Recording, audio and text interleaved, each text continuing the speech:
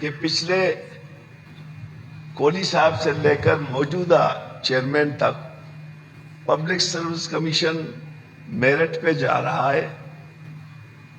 कोहली साहब के भी 5 साल मेरिट पे थे, ये भी अभी उसका एक इम्तिहान था कि अब क्या होगा।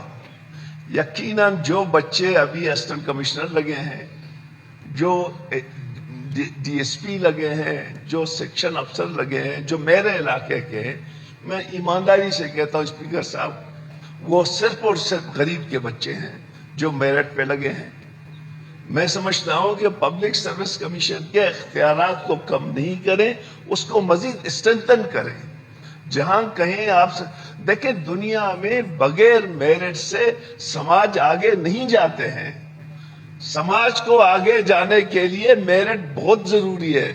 आप तमाम दोस्तों की ऑब्जर्वेशन अपनी जगह पे, लेकिन मैं कहता हूं कि इस दफा सर जितने भी बच्चे निकले हैं, ज्यादातर पढ़े लिखे गरीब के बच्चे हैं। कम से कम मैं अपने डिस्ट्रिक्ट के मकुरान के तमाम लोगों का वो बता सकता हूं कि जिसमें, और यहाँ रेट किसी ने कहा 5 करोड़ चल रहा है, किसी ने कहा 10 करोड़ चल रहा है, लेकिन एक भी साबित नहीं कर सकता मीर साहब।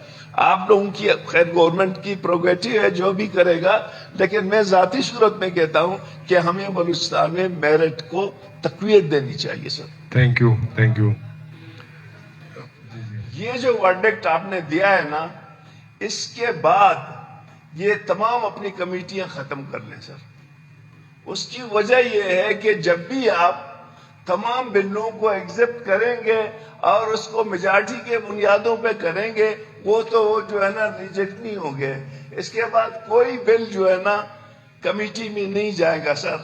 आपने मैं आपकी फैसला को मानता हूं, लेकिन मेरी ऑब्जर्वेशन है कि आज के बाद कोई भी बिल जिस पे अगर हुकूमत चाहे राय ले ले, वो जो है ना वो कमेटी में नहीं जाएगा। ये कमेटियां फिर वैसे की वैसी रह जाएंगी। Thank you sir. तो डॉक्टर साहब आपने तो कर लिया, बट ये हमारा राइट है कि हम इसको नहीं मानेंगे अभी वोटिंग कर लेकर।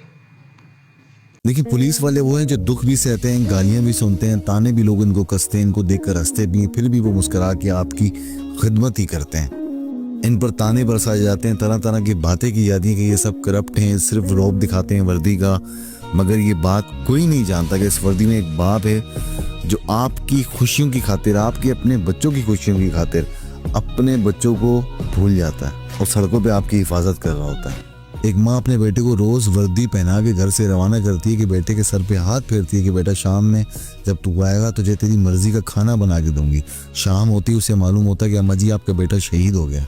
एक बच्चा अपने बाप से कहता है कि बाबा रात को जल्दी आना, आपने मेरे साथ खेलना है।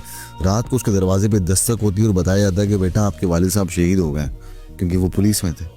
ये कोई फिल्मी कहानी नहीं सुना रहा हूँ, ये पाकिस्तान के हज़ारों घरों की में सच्चाई है जहाँ पुलिस वाले शहीद हुए हैं। और आपको पता हो कि पाकिस्तान में अब तक 9,000 से ज़्यादा पुलिस के अफसरान व जवान शहीद हो चुके हैं। ये पुलिस वाले ईद, शब बारात, अशूरा, धमाके, मुजाहरे, सैलाब, हर खतरे में हमारी ढाल बन के हमेशा आगे खड़े होते हैं। ना छुट्टी का वक्त देखते हैं, ना रात का अंधेरा, बस वर्दी पहनते हैं और फ़र्ज के लिए निकल खड़े होते हैं। और अफसोस के हमारा माशरे के कुछ लोग इन पर तनकीद करते हैं, गालियां देते हैं, बुरी निगाहों से देखते हैं, बुरा भला कहते हैं। ये वर्दी जो पुलिस वाले पहनते हैं, ये सिर्फ कपड़ा नहीं, ये कुर्बानी, ये फ़र्ज है और शहादत की अलामत है। जब भी किसी पुलिस वाले को सड़क पे खड़े देखो तो ये बात लाजमी सोचो कि आज तो मैं यहाँ से गुजर के जा रहा हूँ, ना जाने ये शाम में अपने घर जा पाएगा या नहीं जा पाएगा।